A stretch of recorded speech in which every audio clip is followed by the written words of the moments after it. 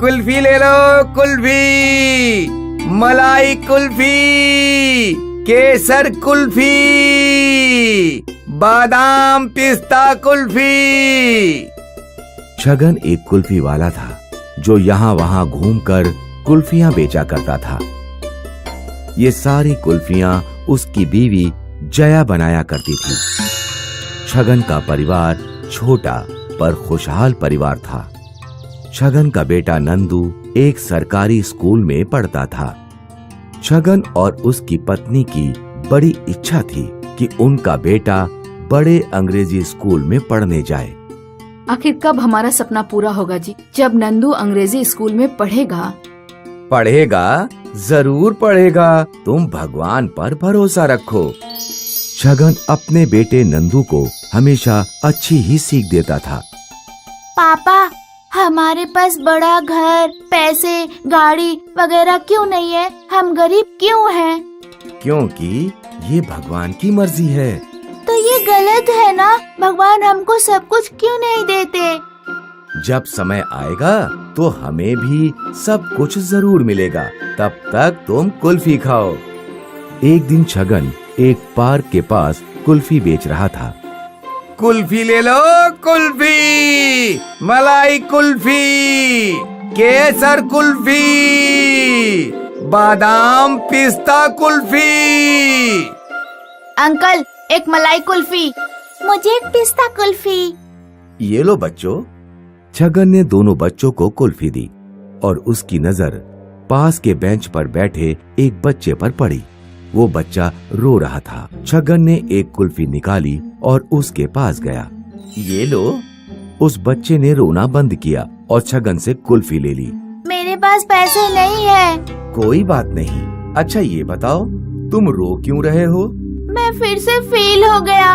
अब mummy papa डांटेंगे। कोई बात नहीं। इस बार तुम उन्हें बोलना कि तुम और भी ज्यादा मेहनत करोगे और अगली बार जरूर पास होगे। छगन की बातें उस लड़के को अच्छी लगी। कुछ देर बाद वो लड़का हंसते खेलते वहाँ से चला गया और छगन भी मुस्कुराने लगा। और तभी एक परी छगन के पास आई। छगन, तुमने उस उदास बच्चे के चेहरे पे मुस्कान लाई, इसलिए ये मेरा तुम्हारे लिए तोहफा है। परी ने छड़ी घुमाई और एक और सुनहरा कुल्फी का डिब्बा वहाँ आ गया। अब से तुम्हें कभी भी पैसों की कोई कमी नहीं होगी और तुम्हारा नंदू अंग्रेजी स्कूल में भी जा पाएगा। धन्यवाद, आपका बहुत बहुत धन्यवाद। छगन को वो सुनहरा डिब्बा देकर वो परी वहाँ से चली गई। छगन ने डिब्बा खोला, देखा तो उसमें सोने की कुल्फियाँ थीं। ये देखकर उसकी आंखें फटी की फटी रह गईं। छगन ने सोने की कुल्फियाँ घर ले गया और तब से उसका जीवन बदल गया। अब नंदू एक बड़े अंग्रेजी स्कूल में जाता था और छगन एक आम कुल्फी वाला नहीं था। उसकी खुद की एक कुल्फी की कंपनी थी। आज छगन के परिवार के पास सब कुछ था, बड़ा बंगला, गाड़ी और पैसा, और ये सब उसे अपनी अच्छाई की वजह से मिला। तो दोस्तों, अच्छाई बताने से बढ़ती है।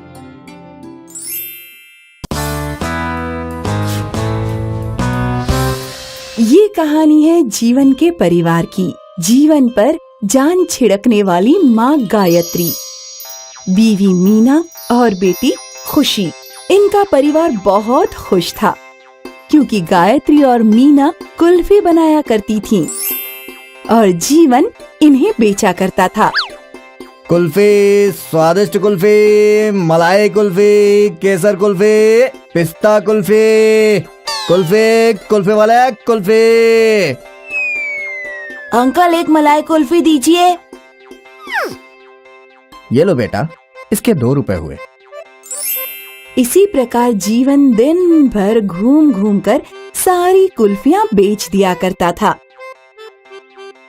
एक दिन की बात है, जीवन खुशी को बाजार घुमा रहा था। बाबा, मुझे वो गुलाबी चूड़ियाँ चाहिए।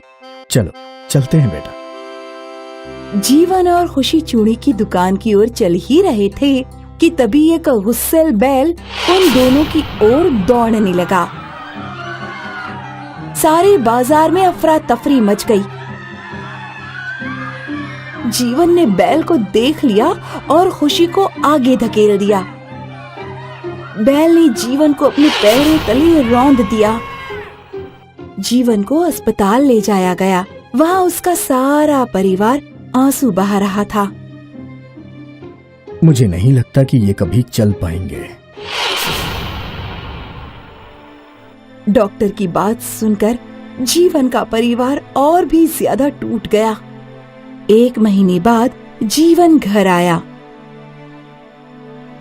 अब घर खर्च का क्या होगा? मुझे कोई ना कोई काम ढूंढना होगा। अब आप कैसे काम करेंगे? कोई ना कोई काम जरूर कर लूंगा।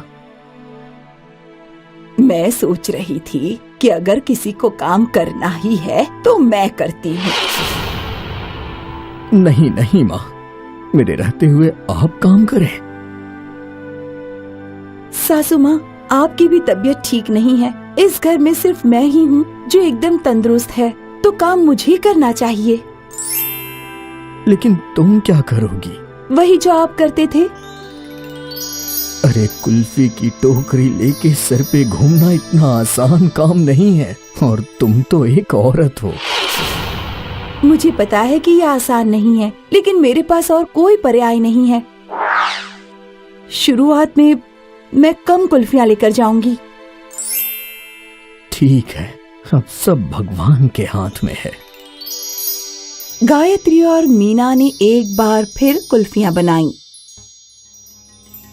इस बार जीवन ने कुल्फी की टोकरी में हमेशा से आधी कुल्फी भरी। तुम्हें यकीन है ना? मीना ने हामी भरी और टोकरी उठाकर निकल पड़ी। कुल्फी, स्वादिष्ट कुल्फी, मलाई, केसर, पिस्ता। अरे वाह, कुल्फी! बच्चे मीना की ओर दौड़ पड़े। मुझे मलाई चाहिए। मुझे केसर। मीना ने एक एक करके सभी बच्चों को कुल्फियां दी। वो आगे बढ़ती रही और कुल्फियां बेचती रही। शाम तक उसके पैरों में बहुत दर्द था। मेरे पैर बहुत दुख रहे हैं। न जाने ये सब कैसे करते थे। मीना चलते चलते घर पहुंची। सासू माँ, ये लीजिए आज की पहली कमाई। गायत्री ने वो पैसे भगवान के सामने रखे। आओ बैठो। मीना जीवन के बगल में बैठी और जीवन ने मीना के पैर अपनी गोद में रख लिए और उन्हें दबाने लगा। अरे अरे, ये आप क्या कर रहे हैं?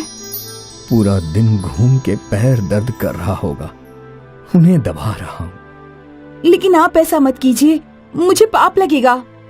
चुप, एकदम चुप।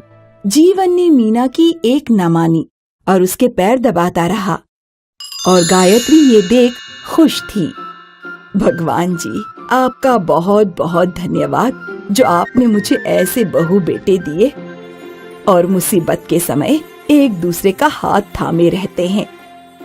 फिर रोज मीना ने कुल्फियां बेचने का सिलसिला जारी रखा और गायत्री घर संभालने लगी। इस तरह जीवन के साथ इतना बड़ा हादसा होने के बाद उसके परिवार ने उसका साथ दिया और उसकी जिंदगी बदतर होने से बच गई। तो बच्चों, ये कहानी हमें ये सिखाती है कि बुरे समय पर अपने ही काम आते हैं।